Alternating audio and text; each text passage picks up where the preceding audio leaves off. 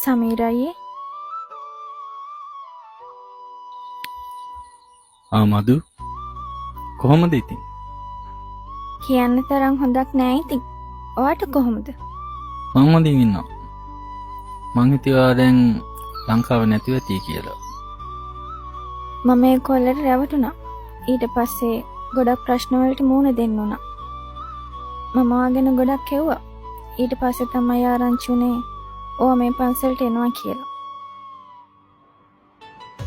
ඉතින් මං ඔයාව හම්බෙන්නමයි ආවේ. සතුටුයි මදු. ඔයාව ආයි පාරක් දකින්න ලැබුණ එකට. සමීරයි මන් දෙයක් අහන්නද? අපිට බැරිද ආයෙත් අලුතින් පටන් ගන්න? මගෙන් ඕන හැම දෙයකටම මට සමාව වෙන්න. මම ආයෙම බොරුවක් කරන්නේ නෑ ඔයාට. සමාවිල්ලන් මොකටද මදු?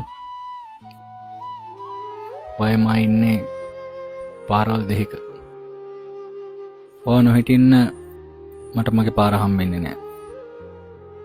ඔය අතෑරියේ මාව විතරයි. ඒත් මම ඉගෙන ගත්තා හැමදේම අතාරින්න. මේ මාසේ 28 වෙනිදා පැවිදි පින්කම. මාත් එදාට මහාන වෙනවා. ඔයත් කැමති නම් එදාට ඇවිල්ලා සහභාගී වෙන්න. ඉතින් මං ගිහින් එන්න. පරිස්සමින් එන්න. තෙරුවන් සරණයි. වෙන් වෙන්න එපා මාදමා සිත කියන